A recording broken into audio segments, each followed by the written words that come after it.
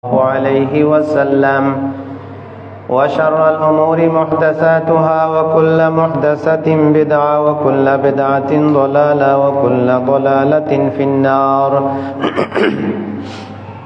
أعوذ بالله من الشيطان الرجيم بسم الله الرحمن الرحيم ليشهدوا منافع لهم ويذكروا اسم الله في أيام معلومات সম্মানিত মুসল্লিয়ান ইকরাম, মা ও বোনেরা, শুকরিয়া আদায় করছি সেই মহান রব্বুল আলামিনের জন্য যিনি আমাদেরকে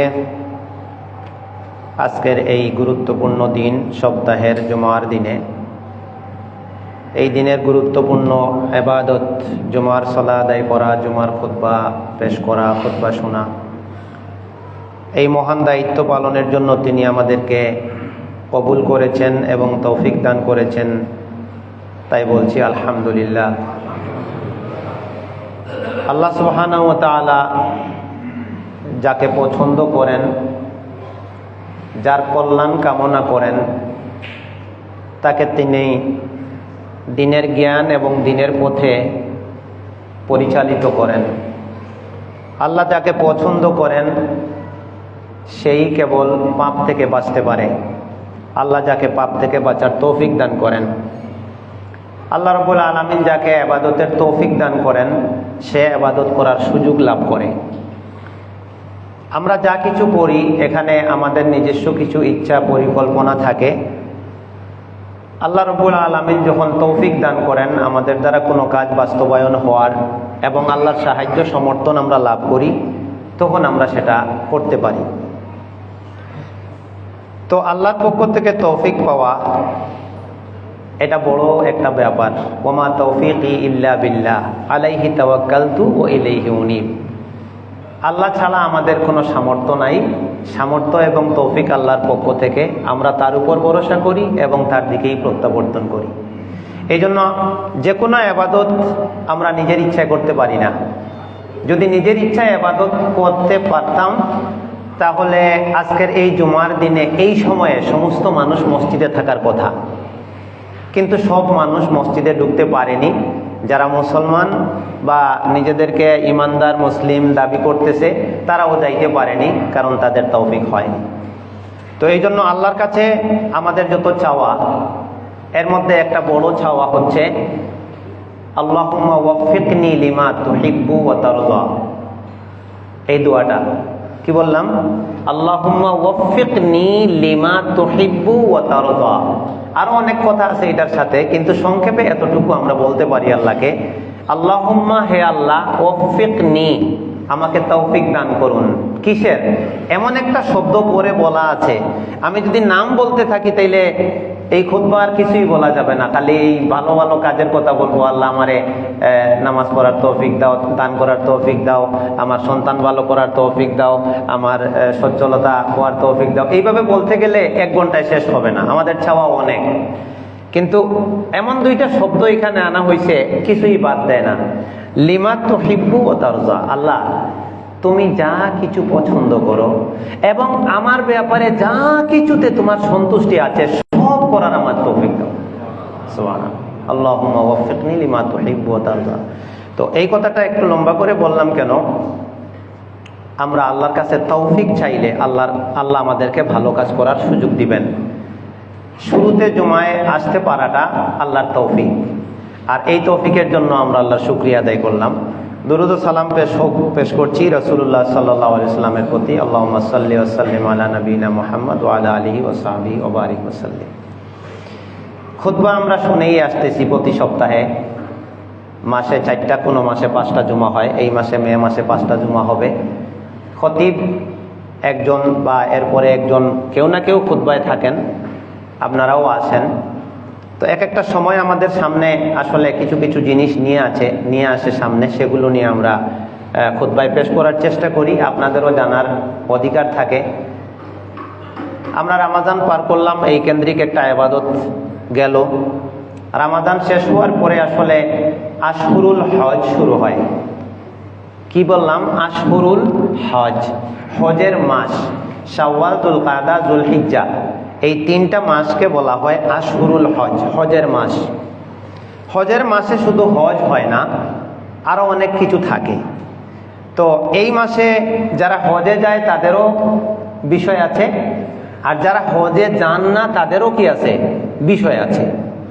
কি বললাম? আশহুরুল হজে অনেকে মনে করতে পারি যে হজের মাস তো কি হয়েছে, আমি তো আর হজে যাচ্ছি না। না, এটা ভুল।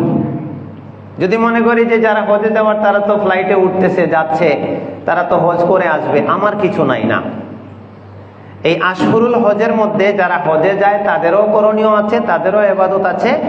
আর যারা বাড়িতে থাকবে, যেখানেই থাকুক, প্রত্যেক মুমিনাতের ইবাদত আছে, করণীয় আছে, জানার আছে। এই বিষয়টা আমরা যতটুকু সম্ভব ক্লিয়ার করব।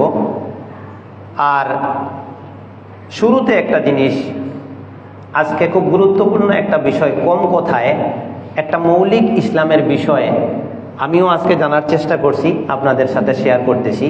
তবে মূল বিষয় থাকবে হজ, এটাকে কেন্দ্র করে আমরা কিছু বিষয়ে ক্লিয়ার করব। 1 নম্বর বিষয় মুখস্থ করবেন এখন থেকে, আমি কিন্তু পরে জিজ্ঞেস করব, আপনারা জানেন তো, তবে বেশি কথা বলবো না। যে মানুষ আল্লাহর প্রতি আস্থা এবং বিশ্বাস রাখে, আল্লাহকে স্বীকৃতি দান করে, যে মানুষ ফেরেশতাদের প্রতি বিশ্বাস রাখে, যে মানুষ আসমানি কিতাবের প্রতি বিশ্বাস রাখে, যে মানুষ নবী রাসূলদের প্রতি বিশ্বাস রাখে, যে মানুষ তাকদীরের ব্যাপারে বিশ্বাস রাখে, আর যে মানুষ 6 নম্বরে মৃত্যুর পরে একটা জীবন আছে, তাকে আল্লাহর কাছে জবাব দিতে হবে, হাসরের মাঠে উঠতে হবে, পুলসিরাত পার হতে হবে, তারপর ভালো আমল হলে জান্নাত হবে, খারাপ কাজ করে গেলে জাহান্নাম হবে। এই বিশ্বাসগুলি যে মানুষ লালন করে তাকে কি বলা হয়? তাকে মুমিন বলা হয়। তাকে কি বলা হয়? মুমিন বলা হয়। কারণ এই জিনিসগুলোকে বলা হয় আরকানুল ঈমান। কি বলা হয়? আরকানুল ঈমান। আমরা এখানে যারা আছি, আমরা সবাই এই বিষয়গুলো বিশ্বাস করি, করি না? করি। আমাদের এখানে যারা আছে, এর বাইরেও অনেক মানুষ আছে, একটাও অস্বীকার করবে না, করে। এই বিষয়গুলো স্বীকার করার পরে জান্নাত পাওয়ার জন্য, জাহান্নাম থেকে বাঁচার জন্য বিষয় কি শেষ, না আরো কিছু আছে? বলেন আপনারাই, আরো কিছু আছে।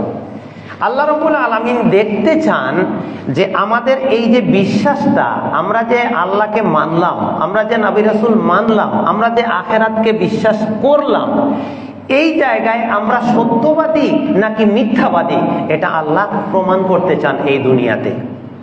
এটা প্রমাণ করবার জন্য আল্লাহ তাআলা আমাদেরকে 2 রকম বিধিবিধান দিয়েছেন। কিছু কাজ বলেছেন এটা করবা, কিছু কাজ বলেছেন এটা করবা না। 2টার নামই ইবাদত। আমি আল্লাহ সালাত পড়ার জন্য আদেশ করলেন, সালাত পড়লাম, এটা যেমন ইবাদত। আল্লাহ সুদ খাইতে নিষেধ করেছেন, আমি সুদ খাইলাম না, এটাও ইবাদত। এটা আমরা অনেকে জানি না যে নিষিদ্ধ কাজ করলে, ছেড়ে দিলে এটা তো সাল্লামি না। 2টা মিলিয়ে ইবাদত। ইজতেনাবুল আওয়ামির, ইমতিসালুল আওয়ামির আর ইজতেনাবুন নওয়াহি, এই 2টার সমন্বয়ে শরীয়ত, এই 2টা পালন করার নাম হচ্ছে ইবাদত। যে আল্লাহ আল্লাহ রাসূলের আদেশগুলো মানা, আল্লাহ আল্লাহ রাসূলের নিষেধগুলো থেকে নিজেকে বিরত রাখা। এবার আসি মূল কথায়। আল্লাহ রাব্বুল আলামিন আমাদের ঈমান আনার পরে তিনি আমাদের উপরে কিছু ইবাদত ঠিক করে দিয়েছেন। ইবাদতগুলোর মধ্যে কোনোটা আছে ফরজ পর্যায়ের, বাধ্যতামূলক করতেই হবে। কিছু ইবাদত আছে নফল, সুন্নাহ বা ওয়াজিব পর্যায়ের, যে করলে বান্দা উপকার পাবে, না করলে তার কোনো পাপ জরিমানা হবে না। যে ইবাদতগুলি বাধ্যতামূলক, সেগুলো নিয়ে আজকে কিছু মৌলিক কথা, যেটা আমাদের সবার জানার দরকার আছে। আমারও জানার দরকার ছিল, আমি এটা পড়ছি, আজকে সকালে পড়লাম, নোট করলাম, আপনাদের সাথে শেয়ার করব। আল্লাহ আমাদের জন্য যে ইবাদতগুলো দিয়েছেন, প্রথমত এই ইবাদতগুলোর কিছু ভাগ আছে। আমি বলি, মনে রাখবেন। 1 নম্বর পয়েন্টে বলছি, যারা ইমানের বিষয়গুলো স্বীকার করে তার নাম মুমিন। আর মুমিন ইমানদার হওয়ার পরে তার উপরে কিছু কাজ বর্তায়, তাকে আল্লাহর আদেশ পালন করতে হয়, নিষেধ থেকে দূরে থাকতে হয়, এর সমন্বয়ে সে ইবাদতকারী হয়। তো আল্লাহর আদেশ যেগুলো আমাদেরকে দিয়েছেন, যে কাজগুলো ইবাদতগুলো আমরা করি, প্রথমত তার কিছু ভাগ আছে এই হিসাবে যে কিছু ইবাদত আমাদের পালন করতে হয় শরীর দিয়া, বডি দিয়া। এই ইবাদতগুলোর নাম হচ্ছে ইবাদাতে বাদানিয়া। কি বলছি কোন তো? এই ইবাদতগুলো কি দিয়ে পালন করতে হয়? একদম ইসলামের বেসিক একটা জায়গায় ঢুকছি এখন, একবারে মৌলিক একটা জায়গায়, এর উপরে আর কোনো কথা হয় না। আর এটা না বুঝলে সবকিছু বাকি সব নষ্ট হয়ে যাবে। তাইলে কিছু ইবাদত আমরা বডি দিয়ে পালন করি, এটার নাম কি ইবাদত? ইবাদতে বাদানিয়া। বাদানুর অর্থ শরীর, এটা আরবি শব্দ বাদানিয়া। যেমন সালাত আমরা শরীর দিয়ে সম্পন্ন করি, সিয়াম রাখি, এটাও আমরা শরীর দিয়ে করি। কিছু ইবাদত টাকা দিয়ে করতে হয়, এই ইবাদতের নাম হচ্ছে ইবাদতে মালিয়া। নাম কি এটার? ইবাদতে মালিয়া। যাকাত দেই, একজনের টাকা দিলাম, ইবাদত হয়ে গেল, হ্যাঁ, এটা ইবাদতে মালিয়া। কিছু ইবাদত আল্লাহ দিয়েছেন, এটা আমি আজকে আপনাদের অবাক লাগবে যদি বিষয়টা বুঝতে পারেন। সকাল 7টা বাজে রওনা দিছি, আর এই বিষয়টা নিয়ে এতক্ষণ পর্যন্ত ভাবতেছিলাম যে ঈমান আনলাম, ঠিক আছে, এখন আল্লাহ আমাদেরকে সালাত দিলেন, সিয়াম দিলেন, হজ দিলেন, যাকাত দিলেন, কুরবানি দিলেন, জিহাদ দিলেন। এই বিষয়গুলো কি মিন করে, আমাদেরকে এর দ্বারা তিনি কি বোঝাতে চাচ্ছেন, এটা আমাদেরকে কি দেয়, কোন দিকে তিনি নিয়ে যাচ্ছেন, এই কাজগুলোর মূল থিমটা কি? এটার নাম হচ্ছে আসরারুল ইবাদত। যদি আপনারা আরবি ভাষা বোঝেন তাইলে আসরারুল হজ দিয়ে সার্চ করতে পারেন, আসরারুল হজ, আসরারুল সওম, আসরারুল যাকাত। ওই ইবাদতের মূল তিনটা বাইর হবে। তো কিছু ইবাদত আবার আল্লাহ দিলেন, এটাতে টাকাও লাগে আবার বডিও লাগে। দেখেন সব মিলাইয়া দিছেন, সুবহানাল্লাহ। এর মধ্যে এটা হচ্ছে হজ। হজটা করতে হইলে আপনার বডির শারীরিক ফিটনেসও লাগবে, আবার কি লাগবে? টাকাও লাগবে। টাকা যদি না থাকে তাইলে শরীরের ফিটনেস অনেকের আছে, কিন্তু আমরা যেতে পারতেছি না। আবার এক সময় গিয়া টাকা হয়, এই হজ করে না, সামর্থ্য হয়েছে, ইচ্ছা করলে করতে পারে, এই তো পরে করলেও তো হবে, পাপটাপ কামাইলই, পরে হজ করে আইসা তো আর পাপটাপ করন যাইব না, একবারে ফেরেশতা সাইজা যামুগা। এই টেন্ডেন্সি একটা মানুষের মাথায়, যে ওই সুদ ঘুষ খামাইয়া যা কিছু করবে, শেষে ওই তাবলিগে গিয়া চিল্লা দিয়া পাক হয়ে যাবে, অথবা হজ কইরা পাক হয়ে যাবে। এই টেন্ডেন্সি মাথায় কাজ করে, আর অন্যায় থেকে আর দূরে থাকে না। তো আল্লাহ তাআলা হজ ফরজ করে দিলেন যে তুমি হজ পালন করবা, এটাতে তোমার মালও লাগবে, শরীরও লাগবে। এই জন্য আমি হয়তো আগে বলেও ছিলাম, হজ বৃদ্ধ বয়সের ইবাদত না ভাই। আমরা যা দেখছি, আল্লাহ আমারে যখন নিয়ে গেছিলেন, আমার এক পরিচিত খাস মুসল্লি, আপনারা যেমন অনেকে ভালোবাসেন এরকম, নাম হচ্ছে গোলাম কিবরিয়া, বাড়ি হইল টঙ্গী। ওনার বাবাকে হজে পাঠাইছিলেন, উনি বৃদ্ধ হয়ে গেছেন, মানে হাঁটতে খুব কষ্ট। তো বিশেষ করে সবচেয়ে বেশি বিপদ হয় আপনার 9 তারিখে, প্রচুর হাঁটা লাগে।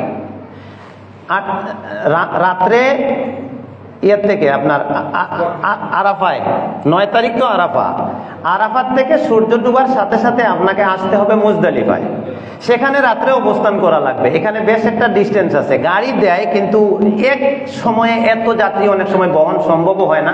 কেউ গাড়িতে আসে, গাড়ি পাইতে পাইতে উঠতে উঠতে অনেক সময় চলে যায়, আবার কেউ হেঁটে রওনা দেয়। মুজদালিফায় অবস্থান করেই আপনার আসতে হয় শয়তানরে পাথর মারার জন্য। এখানে বেশ একটা দূরত্ব, এবং এইখানে কোনো গাড়ি নাই। এইখানে কি নাই? এখানে কোনো বাস সার্ভিস নাই, খালি যে পুলিশ দিয়ে রাস্তা ভাগ করা আছে, মাসিউন, খালি হাঁটো হাঁটো হাঁটো। এখানে বেশ একটা দূরত্ব। এই শয়তানরে পাথর মারার জন্য যাওয়ার সময় এক বৃদ্ধ হাঁটতে অক্ষম হয়ে পড়ছেন, আর হাঁটতে পারতেছেন না, আমার ওই মুসল্লির বাবা। তো আমি দেখি নাই, আমার অন্য মুসল্লিদের সাথে পরিচিত হয়েছিল, ওনারা বলছে। তো ওনার ছেলে ওনারে হজে পাঠাইছিল। তো উনি শয়তানরে পাথর মারতে হাঁটতে যাইয়া আর হাঁটতে পারেন না, খুব কষ্ট, চাপ হচ্ছে। শয়তানরে ওই দিন পাথর মাইরা আবার 60টা তাওয়াফ করা লাগে, মানে 7 চক্কর তাওয়াফ করা লাগে। অনেক সময় দূর থেকে করতে হয়, মানুষ বেশি। আবার ওই দিন 7টা সাই করা লাগে, মানে সারা দিন হাঁটার মধ্যে থাকা লাগে। তো উনি নাকি মন্তব্য করছিলেন যে আমি শয়তানরে পাথর মারতে যাবো কি, আমার ছেলেরে গিয়ে আগে পাথর মারা লাগবো, আমার এই সময় হজে পাঠাইলো কেন? এই কথাটা বলবার জন্য। এই জন্য আমি অনেক কথা আছে, সুন্দর সুন্দর কথা, তো ফাঁকে এটা বলে ফেললাম। হজ ফরজ, এটা তো আমরা বিশ্বাস করি এবং এটা জীবনে একবার করতে হয়, তবে এটার জন্য বইসা থাকেন না। অনেকে আমি চিনি অনেকে, কিন্তু বসে আছেন, নাম আর বলছি না, কিন্তু আস্তে আস্তে প্রিপারেশন নেন। 2 রকম প্রিপারেশন, মানসিক প্রিপারেশন, মনের ইচ্ছাটা বাড়ায় দেন, এই বিষয়ে মাসালা জানেন, পড়াশোনা করেন। আর মালের প্রিপারেশন, মাসে মাসে কিছু জমাইতে পারেন। তো এই ধরনের কোনো কাজ যখন হজ আসে তখন টাকা লাগবে, আস্তে আস্তে প্রিপারেশন। তো আল্লাহ তাআলা তৌফিক দান করুন। এটা আমি একটু সংক্ষেপে বললাম। তো মূল কথা হলো, হজ শক্তি থাকতে করা লাগবে। কি থাকতে? শক্তি থাকতে করা লাগবে। এটা ইবাদতে বাদানি এবং ইবাদতে মালি। এখন কথা হচ্ছে, এবার আসি মূল জায়গাটায়, যে ঈমান আমরা আনছি, আমরা আল্লাহ, রাসূল, আখিরাত, কিয়ামত এগুলা বিশ্বাস করি। আমরা কোরআন পড়ি, হাদিস পড়ি, আল্লাহকে ভালোবাসি, মসজিদ ভালোবাসি, আলেম ওলামা ভালোবাসি, সব ঠিক আছে। এখন আল্লাহ আমার জন্য কি দিছেন? ইবাদত দিছেন। তো ইবাদতের কিছু প্রকার পাইলাম, যে কিছু ইবাদত কি দিয়া করতে হয়? শরীর দিয়া। এগুলার নাম কি আপনারা কইবেন? ইবাদতে বাদানি। এগুলা বেসিক বিষয়। আপনি এটা কইেন না যে আমি তো আরবি ভাষা জানি না, আমি তো মাদ্রাসায় পড়ি নাই। না, আপনি যদি জান্নাত চান তাহলে এগুলা শিখতে হবে। ইবাদতে বাদানি। কিছু ইবাদত টাকা দিয়ে করতে হয়, এগুলোর নাম কি? ইবাদতে মালি। আর কিছু ইবাদত শরীর এবং টাকার সমন্বয় করতে হয়, এগুলোর নাম ইবাদতে বাদানিয়া ও মালিয়া। শারীরিক এবং আর্থিক দুইটা মিলিয়া এটা করতে হয়। এই 3 রকম ইবাদতই আল্লাহ ফরজ করেছেন। আল্লাহ সিয়াম এবং সালাত ফরজ করেছেন, এটা বাদানি ইবাদত। আল্লাহ যাকাত ফরজ করেছেন, এটা মালি ইবাদত। আল্লাহ হজ ফরজ করেছেন, এটা বাদানি এবং মালি 2 রকম ইবাদতের সমন্বয় এর মধ্যে আছে। একটা দিক গেল। তাহলে আমি 2টা বিষয়ে কথা বলা শেষ। আমি পরে রিভিশন দিব, কিন্তু আপনাদের মনে আছে কিনা যাচার জন্য। আর একদিন পরীক্ষা হবে। আজকে কিছু রেফারেন্স দিব, খাতা কলম নাই নাইলে লিখতেন, রেকর্ড থেকে নিয়ে নিন। মানে মারাত্মক বিষয় এখানে। তাইলে আমি ইবাদতের প্রথমে ঈমানের বিষয় পাইলাম, আমি মুমিন, এটা সারছে। এখন হইলো আমার ঈমানটাকে ঠিক রাখা, আল্লাহর ইবাদত করে আল্লাহর কাছে চলে যাওয়া, যাতে আমি জান্নাত পাইতে পারি। এই ইবাদত করে করে কিভাবে আল্লাহর কাছে যাব? এখন আমার ইবাদতগুলো আমাকে বুঝে নিতে হবে। কি বললাম গন্ত? আল্লাহ যে ইবাদতগুলো আমাকে দিয়েছেন সেগুলো কি করতে হবে? আমাকে বুঝে নিতে হবে যে এই ইবাদতটা কি, কেন করব, কিভাবে করব, করলে কি পাবো, না করলে কি হবে। এই সমস্যাটা। নামাজ কেউ ঘৃণা করে না, সালাতকে কেউ ঘৃণা করে না, কেউ অস্বীকারও করে না তেমন একটা, যারা সমাজে আছে। কিন্তু সালাত পড়ে না, এই কথাও ঠিক। সালাত মানি না, সালাত নামাজ বিশ্বাস করি না, মসজিদ এটা বানাইছে কেন, মানুষ কেন নামাজে যায়, এই কথা বলার মানুষ বাইরে গিয়ে পাবেন না। এটা কইলে আপনার উল্টা পিটাইতে পারে। কিন্তু সে এই জুমার দিনে এখনো সালাতের প্রস্তুতি নেয় নাই, নামাজে যায় নাই, এই কথাও ঠিক। এখনো বাইরে আছে, কাজে কামে আছে। কথা বুঝাইতে পারছি নি? কথা এটা মিলেনি বাস্তবতার লগে। তাইলে মানে কিন্তু করে না। এটার কারণ হইল সে এটা বুঝে নাই। এই জন্য দেখি মনে আছে কিনা, বাইকন্ত গত মাসে যে খুতবা আমি দিছিলাম, এটার কোন বিষয়টা ছিল দেখি মনে আছে কিনা। একজন বলেন তো দেখি। গত মাসে আমি তো মাসের প্রথম জুমায় খুতবা দিই।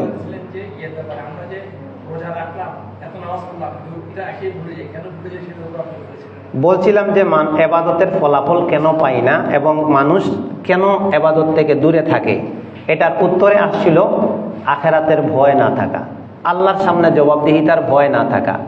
এই আল্লাহর সামনে জবাবদিহিতার ভয় ভিতরে ঢুকে গেলে ইবাদতের প্রতি আগ্রহ মানুষের বাড়বে। এখন এই ইবাদতগুলো আমরা বুঝে নেইনি। ইবাদতটা কি? সালাত, সিয়াম, হজ, যাকাত, কুরবানি, জিহাদ, এগুলো তো ইবাদত। এই জিনিসগুলা কি? জিনিসগুলা আমার জন্য কেন সাব্যস্ত করা হলো? এর দ্বারা আমি কি পাবো? এতটুকু বোঝার পরে আমি স্থির করব যে এইগুলো আমার পালন করা লাগবে, এখন এটা কোনটা কিভাবে সম্পন্ন করব। এই জায়গায় মানুষ নাই। মানুষ তার ইবাদত বুঝে নেয়নি। মানুষ আল্লাহরে স্বীকার করছে কিন্তু আল্লাহ থেকে তার দায়িত্ব বুঝে নেয়নি। এবার যাই, মূল ছিল বিষয়টা হজ। তো হজ টান দিতে গিয়া আমাদের মৌলিক, যেহেতু হজ 5টা রুকুনের মধ্যে একটা, ইসলামের রুকুন কয়টা? 5টা, ঈমান, সালাত, সওম, হজ আর যাকাত।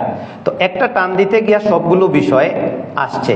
আমি কয়েকটা রেফারেন্স দেই, আপনারা পরে নিয়েন বা জানার চেষ্টা করবেন, বা আমার কাছে নোট করাও আছে, যে আমাদের জন্য যে ইবাদতগুলি আল্লাহ মৌলিকভাবে নির্ধারণ করে দিয়েছেন, এটা সমস্ত বিশ্বের মুসলমানদের জন্য। এই ইবাদতগুলোর এক একটার এক একটা মূল টার্গেট বা লক্ষ্য আছে। এই জিনিসটা কি, কোন আয়াতে কোন ইবাদতের লক্ষ্যটা ঠিক করে দেওয়া আছে, এটা একসাথ কইরা একদিন পড়া দরকার। আমি মনে করি আর কি, আমি আজকে পড়ে যেটা বুঝলাম, সবার, নারী পুরুষ সকলের।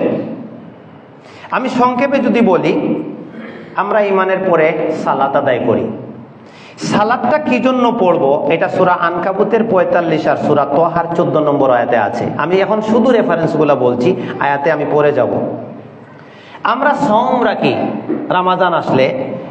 কেন সওম আল্লাহ দিলেন, এর উদ্দেশ্যটা বলা আছে সূরা আল বাকারার 183 নম্বর আয়াতে। আমরা হজ করি হজের মাসে, জীবনে একবার।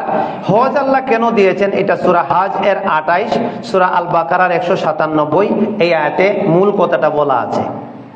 আমরা কুরবানি করি, কুরবানিটা কেন দেই, আল্লাহ তাআলা সূরা হজের 37 নম্বর আয়াতে এটা বলেছেন। আমরা জিহাদ করি, জিহাদটা কেন আল্লাহ দিয়েছেন, সূরা আল বাকারার 193 নম্বর আয়াতে তার মূল কথাটা বলা আছে, যে এই কারণে এই ইবাদতগুলো তোমাদের উপরে আমি ফরজ করে দিয়েছি। সুবহানাল্লাহ। তাইলে আমরা একটু জানার চেষ্টা করি, আমরা সালাত কেন পড়ি। এই প্রশ্ন যদি সাধারণভাবে মানুষের কাছে, পাবলিকের কাছে রাখা হয়, সব পাবলিক একটা উত্তর দিতে পারবে যে এটা আল্লাহর দেওয়া ফরজ করা বিধান, পড়লে নেকি হবে, না পড়লে গুনাহ হয়, এই জন্য পড়ি। এর বেশি তেমন কিছু জানা নাই। কিন্তু সূরা আনকাবুত এর 45 নম্বর আয়াতটাতে যান। কোরআন তো আর শুধু আমার জন্য না, আয়াত তো সবার জন্য। এটা হুদাল্লিন নাস, সমস্ত মানুষের হেদায়েতের জন্য। কোরআনের ব্যাপারে আমার যে অধিকার, আপনাদের সকলের সমান অধিকার। আমার যে জবাবদিহিতা, আপনাদের সকলের সমান জবাবদিহিতা। একজন পুরুষের যে জবাবদিহিতা, একজন নারীরও সমান জবাবদিহিতা। আল কুরআন হুজ্জাতুন লাকা আও আলাইকা, এখানে এক বচনের শব্দ ব্যবহার করা হয়েছে। এই কথাটার অর্থ দেখি এই হাউজের মধ্যে একজন বলেন তো, আল্লাহ নবীর কথা, হাদিস। আল কুরআন হুজ্জাতুন লাকা আও আলাইকা, এর মানেটা কি? হ্যাঁ, কোরআন তোমার পক্ষে অথবা বিপক্ষে হুজ্জত মানে দলিল, প্রমাণ। এটা আমার ক্ষেত্রে যেমন প্রযোজ্য, নারীর ক্ষেত্রেও প্রযোজ্য, সকল পুরুষের ক্ষেত্রেও প্রযোজ্য। যে কোরআন এটা হাসরের মাঠে যাইয়া হয় আপনাকে আমাকে সুপারিশ করে জান্নাতের দিকে নেবে, আল্লাহ এর জান্নাত দেও, কারণ আছে। অথবা এই কোরআনই বলবে, আল্লাহ এই আব্দুর রহমানকে তুমি জাহান্নামে দেও, কারণ আছে, আমি তার বিপক্ষে সুপারিশ করতেছি। নাউযুবিল্লাহি মিন যালিক। তাহলে সূরা 45 নম্বর আয়াতে, এই সূরা আনকাবুতের 45 নম্বর আয়াতে সালাত আল্লাহ কেন দিয়েছেন এটা বলা আছে। দেখি একজন বলেন তো, আমরা মানুষ তো কম না, এটা আমার জানতে হবে কেন শুধু একা? আলহামদুলিল্লাহ, খুশি হইছি। ইন্না সালাতা তানহা আনিল ফাহশাই ওয়াল মুনকার, তুমি সালাত আদায় করো। অনেক কিছু আছে, মৌলিক জিনিসটা কি? সালাত আদায় করলে আল্লাহর নৈকট্য লাভ হয়, সালাত আদায় করলে আপনার রিজেকে বারাকা হয়, সালাত আদায় করলে নেকি, অনেক কিছু। মূল কথাটা এটা, উতলুমা উহিয়া ইলাইকা মিনাল কিতাব, ও আমার বান্দাবান্দিরা, আমি যে কিতাব নাজিল করেছি এটা তোমরা তিলাওয়াত করো। এক নাম্বার একটা কাজ দিলাম, আল্লাহ 1 নম্বর একটা কাজ কি দিলেন? আল্লাহর কিতাব তিলাওয়াত করা। এরপরে বলছেন ওয়া আকিমিস সালাহ, আমার কিতাব তিলাওয়াতের পাশাপাশি আরেকটা ইবাদত ফরজ করে দিলাম, তুমি সালাত কায়েম করো। তুমি জানো এই সালাত তোমার জন্য কি বেনিফিট দিবে? ইন্নাস সালাতা, অবশ্যই সালাত, এখানে ইন্না শব্দ ব্যবহার হয়েছে। আমি মাঝে মাঝে গ্রামার শেখাবার চেষ্টা করি, যারা একটু বোঝেন অবশ্যই বুঝবেন। ইন্না এটা বাক্যের কোনো অংশ না।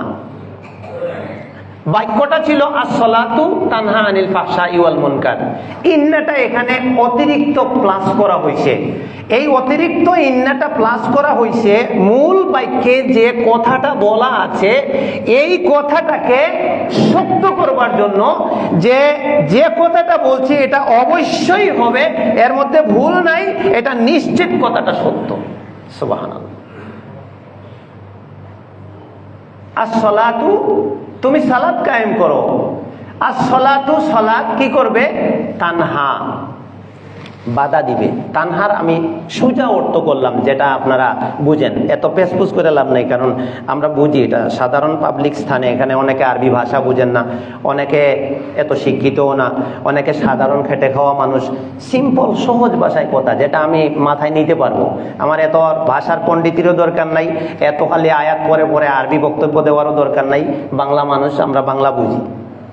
সোজা অর্থ হলো তুমি সালাত পড়ো। 1 নম্বর কাজ কি?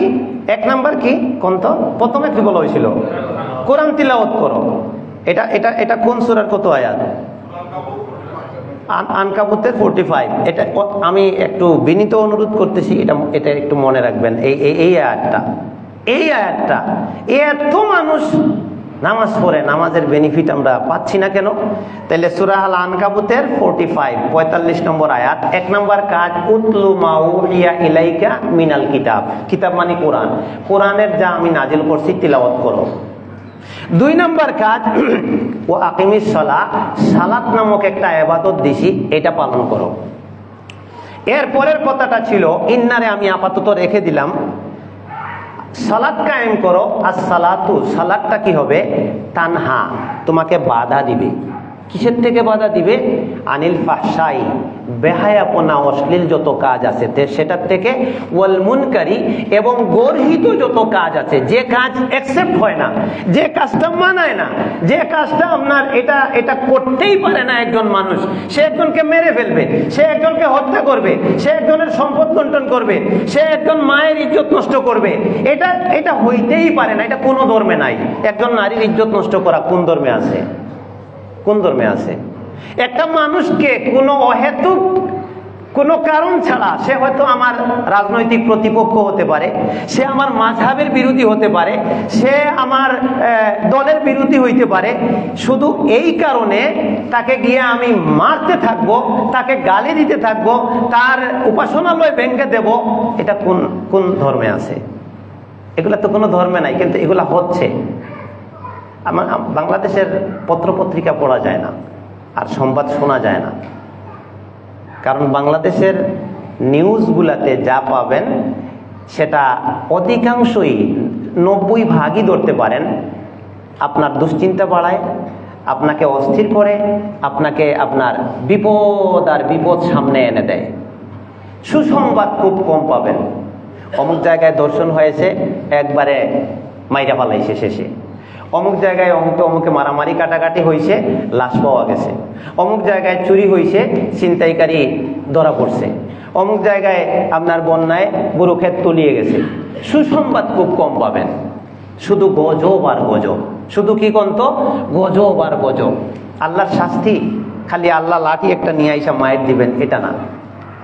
এই সব মিলিয়ে এই যে পাপ, এটা আল্লাহর সবচেয়ে বড় শাস্তি হলো পাপ।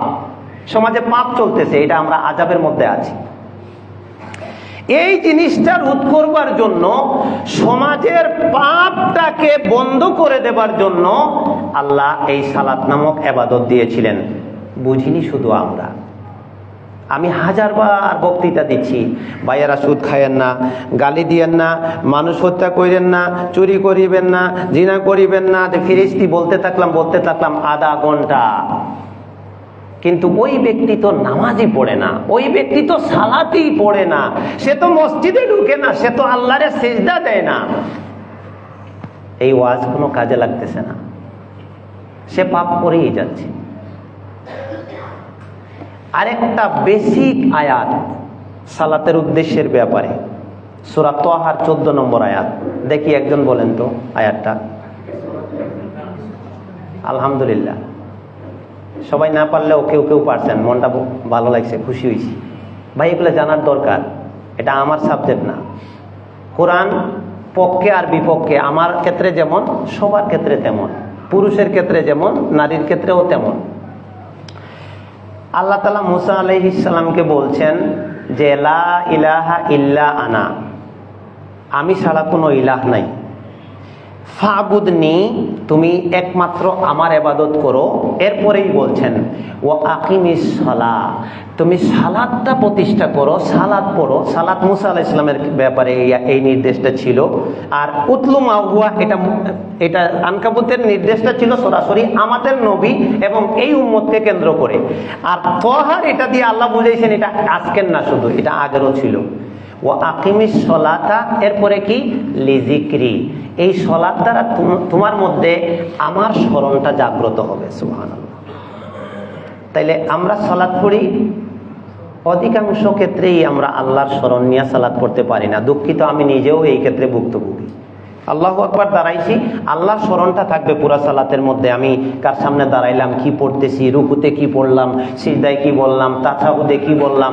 কিন্তু এখানে আমাদের নিজেদেরকে আটকিয়ে রাখাটা আমার মনে হয় একজন মুমিনের জন্য, আবার বলছি আমার অবজারভেশনে, আমার গবেষণায়, একজন মুমিন মুত্তাকির জন্য সালাতের মধ্যে আল্লাহর ধ্যান ধরে রাখার চেয়ে মনে কঠিন কোনো কাজ আর নাই। আমার অবজারভেশন, আপনাদের ভিন্ন মত সবার ভিন্ন থাকতে পারে। এটা অন্তত আমি নিজেকে নিয়ে ভাবি, এটা যে মনে হচ্ছে কঠিন আর কোনো কাজ নাই। এই জায়গায় আমরা ফেল করি। আকিমিস সালাতা লিজিকরি, কথা সংক্ষেপ করা লাগবে এতক্ষণে। তাহলে কি বুঝছেন? ওই আগেরগুলা বাদ, যেমন আল্লাহর তৌফিক পাওয়া নিয়ে কথা বললাম, তারপরে ইমানের বিষয় নিয়ে কথা বললাম, তারপরে আল্লাহ যে এবাদত দিলেন, এবাদতে মালি, এবাদতে বাদানি, আবার মাল এবং বাদান উভয়ের সমন্বয়ে এবাদত, সেটাও বুঝলাম। এরপরে কি যে মৌলিক যে এবাদতগুলো আল্লাহ কোন এবাদত দিয়ে কি আমাদের থেকে চাচ্ছেন, কেন দিলেন, এটা নিয়ে কথা। তাইলে সালাত কেন দিলেন? আনকাবুতের 45 আয়াতে কি বলা হয়েছে? কি ভাই কি বলা হয়েছে? কি জন্য আল্লাহ সালাত দিলেন? অশ্লীল কাজ আর গর্হিত কাজ থেকে মানুষকে সালাত ফিরাবে। ও ফাহশা বলতে কি বোঝেন?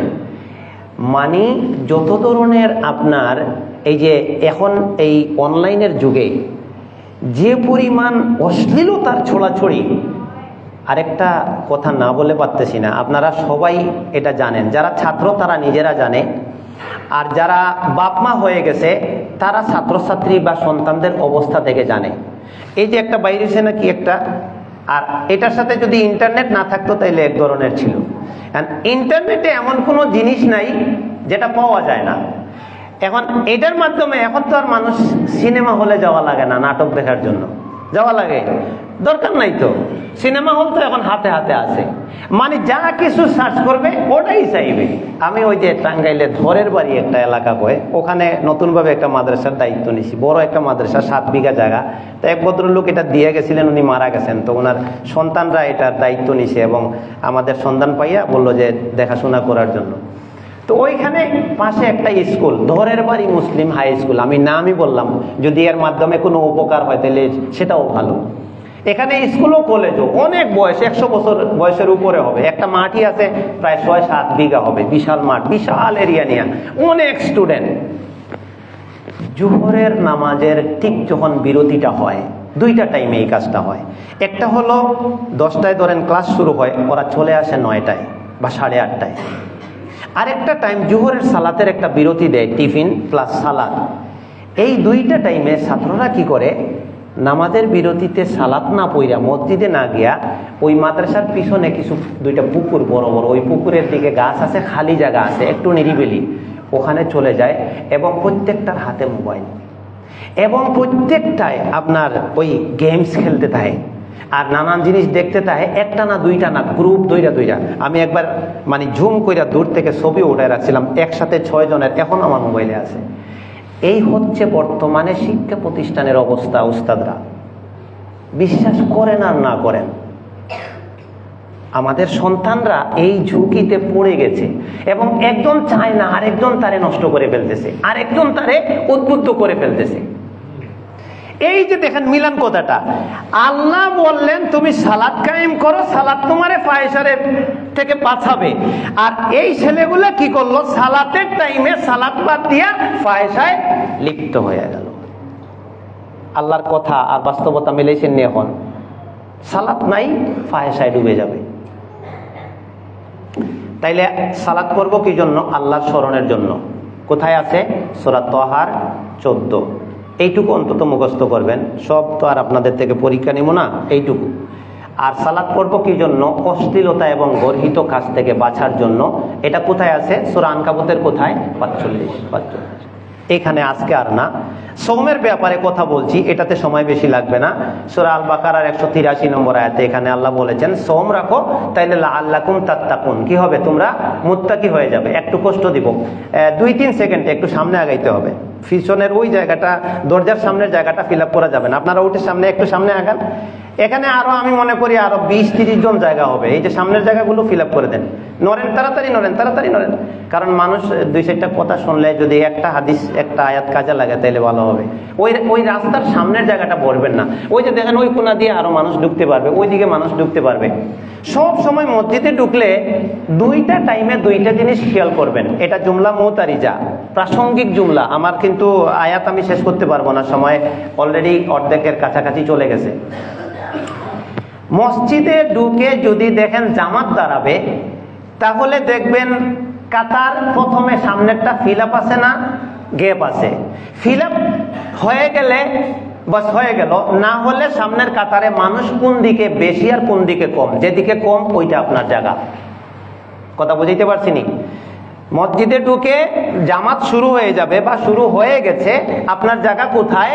কাতারের যেখানে মানুষ, যে ইমামের থেকে পিছনে যেদিকে মানুষ কম ওইটা। আর যদি জুমার দিন মসজিদে ঢুকেন আর দেখেন যে খুতবা চলছে, মসজিদে অনেক মুসল্লি আছে, তাহলে আপনার জায়গা কোনটা? ওই যে দানা মিনাল ইমামটা মনে রাখে না মানুষ, এত বুঝাই তারপরেও মনে রাখে না।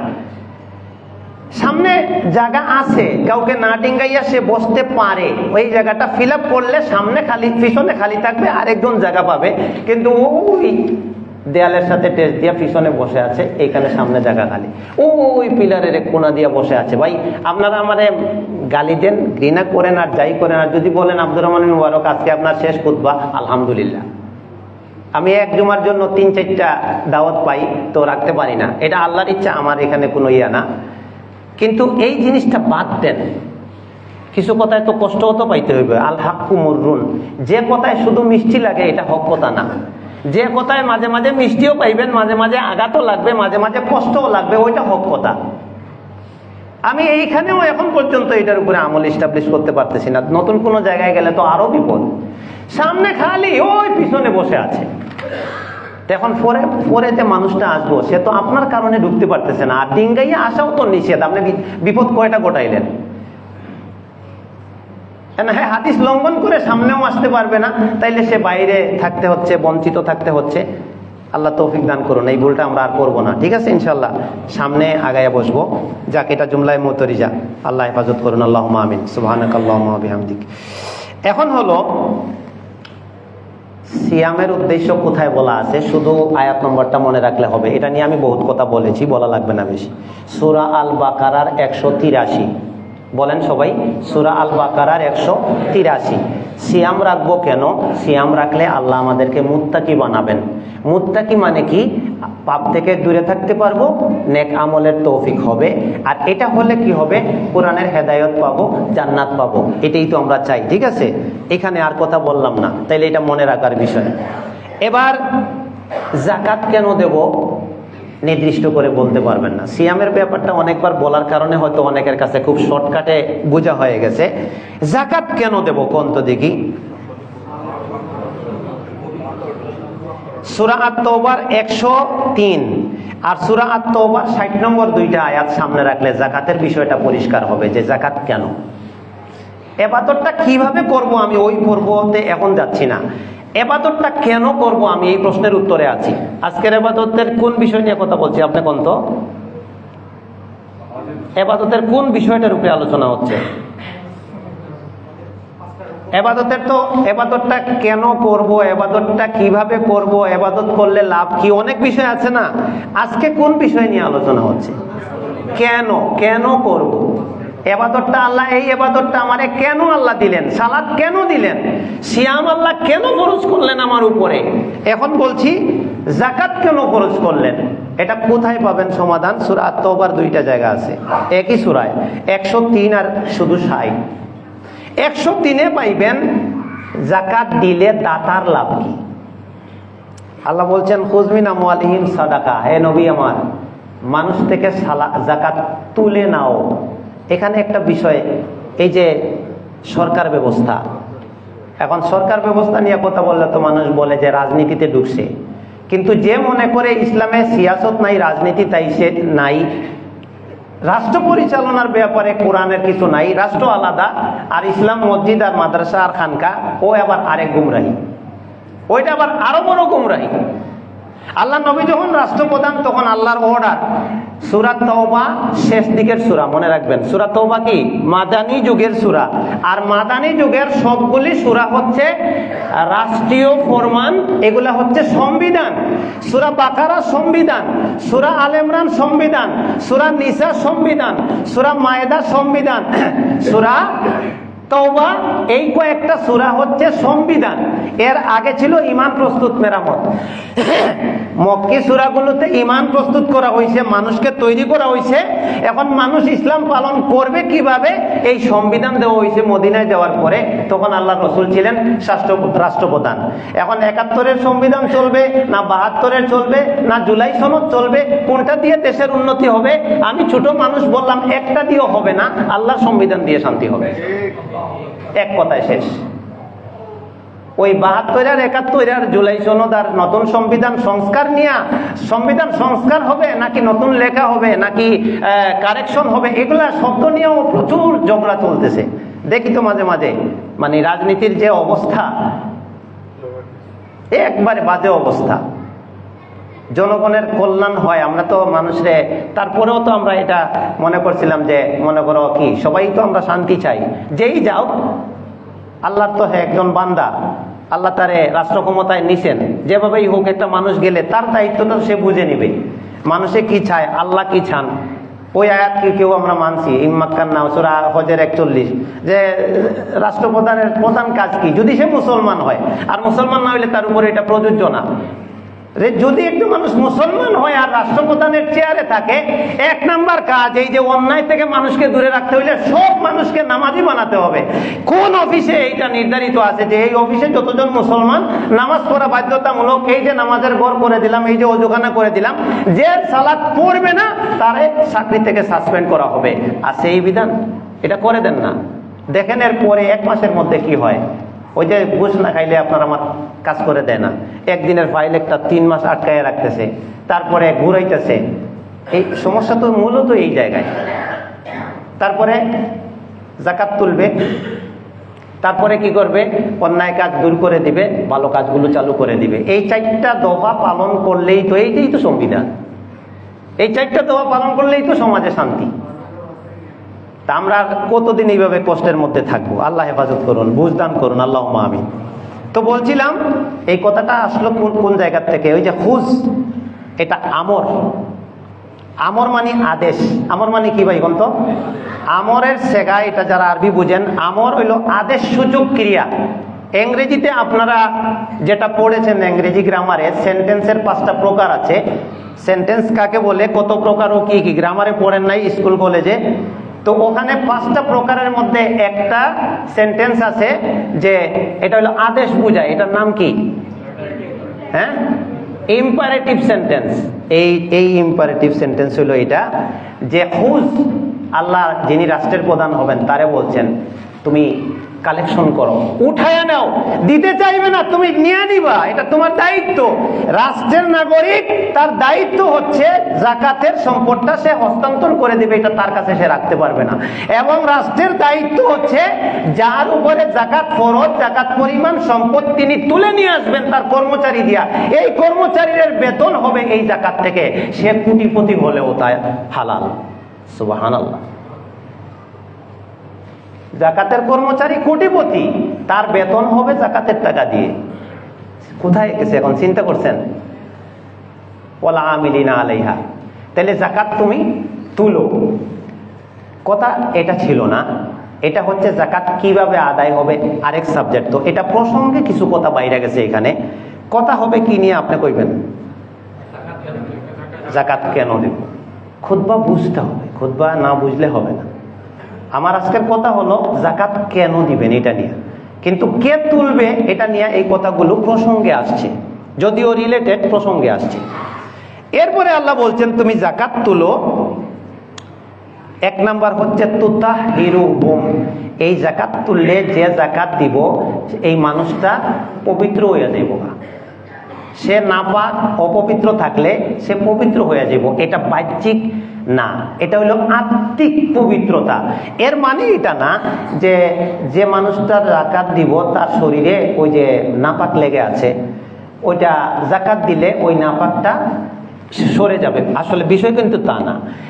জাকাত তুমি তুলো, জাকাত তুললে সে পবিত্র হবে। ও তুজাক্কিহিম বিহা, এবং এর মাধ্যমে সে আত্মশুদ্ধি লাভ করবে। মানে কৃপণতা একটা ময়লা, কৃপণতা একটা নাপাক জিনিস, শিরক একটা নাপাক জিনিস। মানে যত ধরনের পাপ আছে প্রত্যেকটা পাপ হচ্ছে ময়লা, এটা নাপাক জিনিস, এটা খারাপ জিনিস। ইন্নামাল মুশরিকুনা নাজাসুন, মুশরিক মানুষটাই হচ্ছে নাপাক। কথাটা বুঝছেন? সুবহানাল্লাহ, প্রসঙ্গে আসছে, এত মজা। আল্লাহ বলছেন মুশরিকরা নাজাসুন, নাপাক। এখন মুশরিকের হাতে আপনার হাত লেগে গেছে, আপনার উপর গোসল ফরজ হয়েছে, বিষয় কি তাই? আত্মার দিক থেকে নাপাক। এইখানে এই কথাটাই আল্লাহ বলছেন যে জাকাত যে দিব তার মনে গুনার ময়লা আছে, কৃপণতার ময়লা আছে, এটা সইরা যাইব গা। দানশীলতার যে মানে আলো, এটা তার মধ্যে ঢুকেছে। তাহলে এটা যে দিল তার লাভ।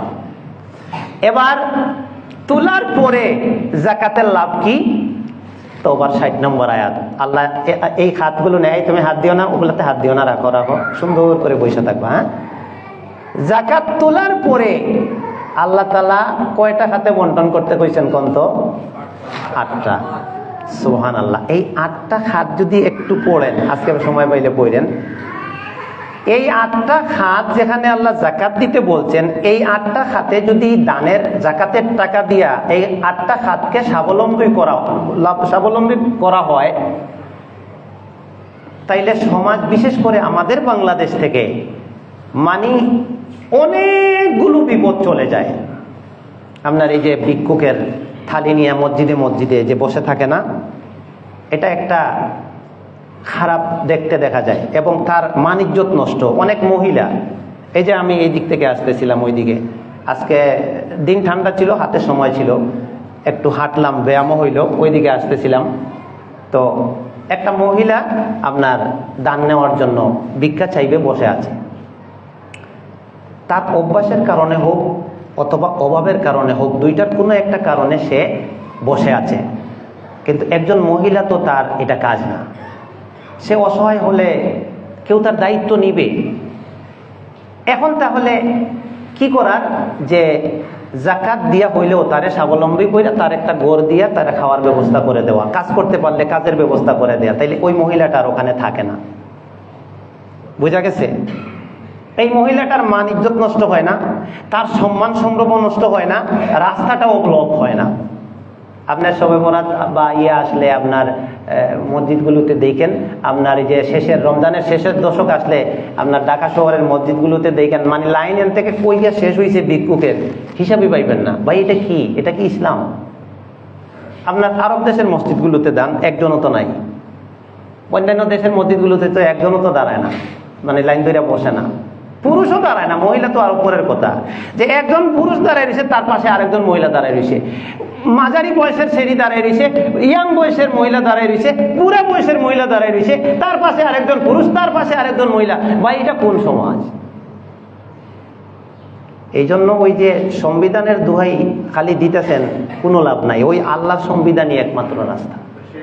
যাকাত তুলো, অভাবী যদি হয় তদন্ত করো, তদন্ত লোক পাঠাও, রিপোর্ট আনো, যদি সত্যিকারের অভাবী হয় যাকাত দিয়া ধনী করে দাও, আর যদি অভ্যাস হয় তারে মানে সাসপেন্ড করো, সতর্ক করো যাতে এটা না করে, আর যদি না মানে জেলে নিয়ে থুইয়া দাও, জেলের ভাত খাক, তাও মানুষ নিরাপদ থাকবে। সুন্দর, একবারে সুজা হিসাব আল্লাহর। সুবহানাল্লাহ। বানাইছেন আমাদেরকে কে? কথা কইতে শরম লাগেনি? আমাদের বানাইছেন কে? তো আমাদের কোন কাজে ভালো মন্দ এটা আমি আব্দুর রহমান আর আমরা বেশি বুঝবো না, আমাদের রব ভালো বুঝবেন। এই জিনিসটা বুঝলাম না এখনো। এই জন্য একটা জিনিস মনে রাখবেন, আল্লাহ তাআলা আমাদেরকে বানাইয়া এতিম অবস্থায় ফেলে দেননি দুনিয়াতে। আল্লাহ তাআলা আমাদেরকে বানাইয়া আমরা কিভাবে চলবো এই বিধান, এই নিয়ম কানুন বানানোর দায়িত্ব আল্লাহ আমাদেরকে দেননি, আমরা ভুল করে ফেলবো। এই জন্য আল্লাহ 1 নম্বরে আমাদেরকে বানাইছেন, 2 নম্বরে আমাদের রিজিকের ব্যবস্থা করছেন, 3 নম্বরে তিনি আমাদেরকে সঠিক আর বেঠিক হাদাইনাহুন নাজদাইন 2টা রাস্তা দেখায় দিয়েছেন, 4 নম্বরে তিনি হেদায়েতের রাস্তায় চলতে গেলে কোন রুলস লাগবে, কোন নিয়ম লাগবে, কোন সংবিধান লাগবে সেটাও দিয়ে দিয়েছেন। এবার তিনি বলতেছেন আমার দেওয়া রিজিক খাও, শান্তিতে বসবাস করো, আর নিয়ম আমি দিয়ে দিছি, তোমরা শুধু পালন করো আর শান্তি নিরাপদে থাকো। নিয়ম বানানো তোমাদের কাজ না, তোমরা এটা পারবে না, এটাতে গেলেই ফিতনা হবে, ফাসাদ হবে, বিশৃঙ্খলা হবে, আর হচ্ছেও যা দেখলাম। সুবহানাল্লাহ। তাইলে জাকাত কেন দিব? আমার মনটা পবিত্র হবে, আমি আত্মশুদ্ধি লাভ করব।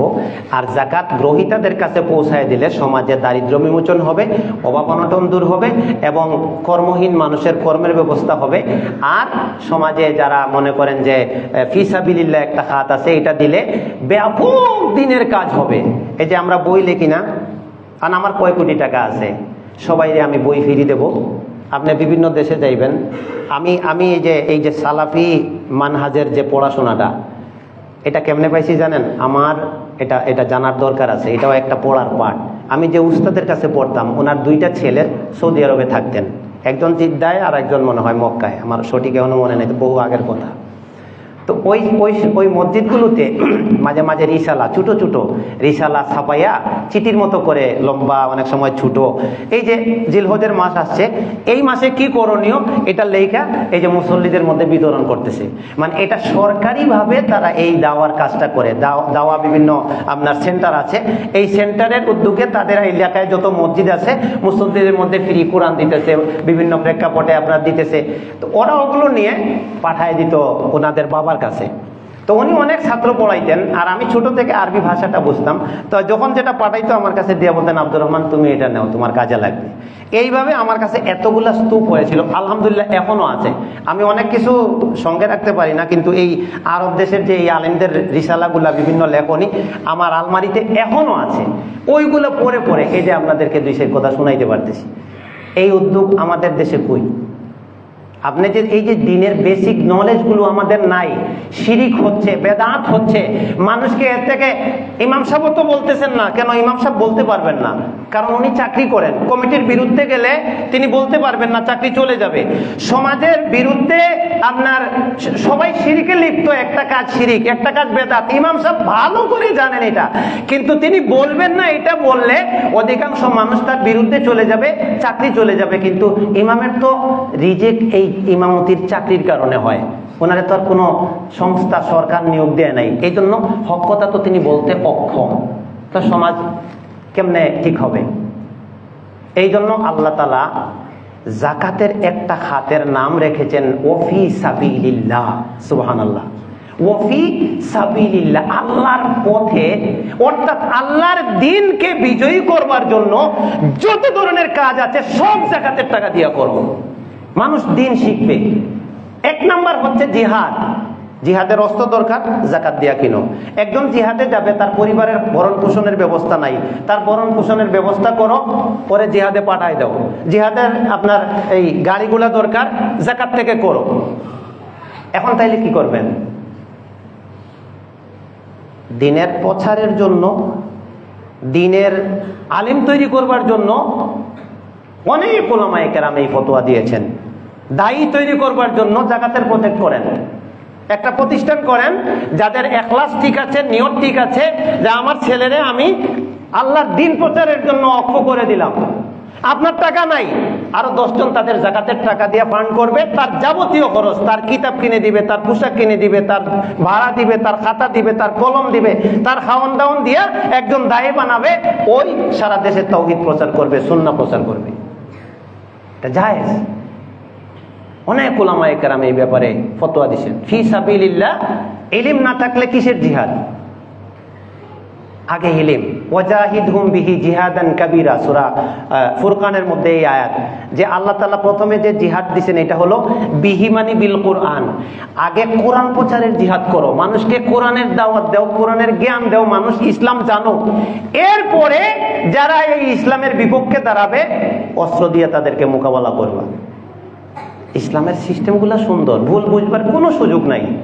ভুল আমাদের মধ্যে ইচ্ছে করে চাপাইয়া দেওয়া হয়, ভুল বুঝাইয়া আমাদেরকে নষ্ট করবার জন্য, আমাদেরকে সঠিক রাস্তার থেকে সরাবার জন্য 2 ধরনের কাজ হয়। একটা হইলো ফতোয়াবাজি চলে, এই সাইড মুড থেকে ফতোয়া নিয়ে যে এই দেখেন হাদিস, এরা এটা ভুল করে। আরেকটা হইলো যারা ক্ষমতার আশ্রয়ে থাকে, প্রশ্রয়ে থাকে, তারা বিভিন্ন ধরনের টেক দিয়ে আমাদেরকে নষ্ট করা হয়, জোর দেখাইয়া সঠিক রাস্তার থেকে সরাবার চেষ্টা করা হয়। তাইলে কয়টা শেষ হইল? সময় তো গেল গা। সালাত গেল, সিয়াম গেল, জাকাত গেল, এবার হজ। হজ কেন?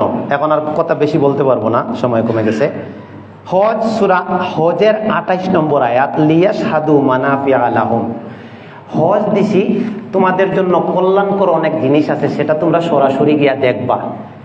আল্লাহর নিদর্শনগুলা তোমরা সরাসরি গিয়া দেখবা। কাবাঘর আল্লাহর নিদর্শন, এগুলা দেখবা। ওয়ায়াজকুরুসমাল্লাহি ফি আইয়ামিম মালুমাত, নির্দিষ্ট কয়েকটা দিন আছে, বেশি বেশি আল্লাহরে স্মরণ করবা। আর সূরা বাকারার 197 নম্বর আয়াত, আল হাজ্জু আশহুরুম মালুমাত, হজের মাস নির্ধারিত। ফামান ফারাজা ফিহিন্নাল হাজ্জা, যে হজ নির্ধারিত করে নিল, এই 3টা কাজ তারে হজ থেকে বাঁচায় দেবে। ফালা রাফাসা ওয়ালা ফুসুকা ওয়ালা জিদালা, সে অশ্লীল কাজ করতে পারবে না, সে পাপাচারিতা করতে পারবে না, সে ঝগড়া বিবাদ করতে পারবে না। এইটা হজ শিক্ষা দেয়। আমি হজ করব, হাজি হজ করেছি, আবার মারামারি করি, আবার পাপে লিপ্ত থাকি, আবার অশ্লীলতার কাজে জড়ায়া যাই, হজ এটা চায় না। হজ তো আপনাকে আমাকে তাওহীদের মধ্যে নিয়ে যায়। আর সবচেয়ে বড় কথা যেটা সূরা বাকারার 125, এটা হইল হজের মূল কথার মধ্যে সবচেয়ে বড় কথা, ওয়াইজ জাআলনাল বাইতা মাসাবাতাল লিন্নাসি ওয়া আমনা। সারা পৃথিবীতে এমন কোনো সময় নাই, এমন কোনো স্থান নাই যেখানে সমস্ত পৃথিবীর মুসলমানরা, তার ভাষা ভিন্ন, তার দেশ ভিন্ন, তার খাবার ভিন্ন, তার কালচার ভিন্ন, কিন্তু একটা জায়গায় সবাই এক, আর ওই এক হওয়ার কারণে সবাই মিলিত হয়ে যায়, সেটা হয় হজের সময়। যারা লা ইলাহা ইল্লাল্লাহ মেনে নিয়েছে তারা সবাই, আপনারা যারা হজে গেছেন দেখবেন যে বিভিন্ন ওই যে মিনার মধ্যে তাবু দেয়। আপনার এখন আরাফায় আগে তাবু দিত না, এখন আরাফার মধ্যেও তাবু দেয়। তো দেখবেন যে এলাকা ভাগ করা আছে, অমুক এখানে চায়নার মানুষ থাকে, ওখানে তুর্কি থাকে, ওখানে নাইজেরিয়ার মানুষ, ওখানে আলজেরিয়ার মানুষ। এই যে এদের কাছে গেলে দেখবেন যে এই কোরআন তিলাওয়াত করতেছে এক জিনিস, সুবহানাল্লাহ, সালাত পড়তেছে এক জিনিস, সুবহানাল্লাহ, তাদের মধ্যে ও দাওয়াতি কাজ করতেছে। কিন্তু আমাদের দেশের কিছু কপাল পোড়া মানুষ আছে, হজে যাইয়া আপনার ওই নিজের দেশের ওই বেদাত ওখানেও নিয়ে যাবে, ওই বেদাতটা ওখানে নিয়ে যাবে। জোহর আসর আরাফায় একসাথে পড়তে হবে, একসাথে পড়ে না। আসরের ওয়াক্ত হইলে পড়বে কেউ কেউ, হজের মধ্যে যাইয়া মক্কার ইমামের পিছনে নামাজ পড়ে না। আসরের নামাজ নাকি ওয়াক্ত আসার আগে তারা পড়ে না। হেরা ইসলাম বোঝে না, আমি সব বুঝি। আসরের নামাজ পড়ে না, হ্যাঁ সময় হয় নাই, আজান দিয়ে দিছে, কেউ বুঝলো না। সারা পৃথিবীর মানুষ বোকা, শুধু আমি একলাই বুঝছি ইসলাম। এরকম ওখানে গিয়েও দেখলাম ওই বেদাতি জিকির আজকার তাবুর মধ্যে শুরু করে দিছে। আল্লাহ হেফাজতকারী। শেষ, সময়ও শেষ, খুতবাও শেষ। এই যে কোরবানি করব না, কেন করবেন? আমি আজকের নিয়ম বলতেছি না, আজকের আমার সব কথা হইল ইবাদতগুলো আমরা কেন করি। কোরবানি কেন করবেন? সূরা হজের 37 নম্বর আয়াত, যে আল্লাহ গোশতও নেন না, রক্তও নেন না, ওয়ালাকিন ইয়ানালুহু তাকওয়া মিনকুম। কোন উদ্দেশ্যে আমি কোরবানি করতেছি, মনের বিষয়টা আল্লাহ দেখেন। তাহলে ইখলাসের সাথে আল্লাহর নাম স্মরণ করে তার তাওহীদ প্রতিষ্ঠা করা, এটা হচ্ছে গিয়া কোরবানির উদ্দেশ্য। সবশেষে একটা পয়েন্ট, এত বড় একটা ইবাদত জিহাদ কেন করব? নির্দিষ্ট স্পেসিফিক আয়াত নাম্বার সহ একজন বলেন তো। আমরা তো অনেকেই জিহাদের ব্যাপারে অনেক গরম বক্তৃতা দেই, অনেক কিছু দেখাই, অনেক জজবা দেখাই। কেন আমি জিহাদটা করব? আয়াত নাম্বার সহ মূল উদ্দেশ্যটা জিহাদের একজন বলি। সূরা আল বাকারা 193 মুখস্থ রাখবেন। এর বাইরে হইলে এটা জিহাদ না, শরীয়তের জিহাদ না, অন্য জিহাদ হবে।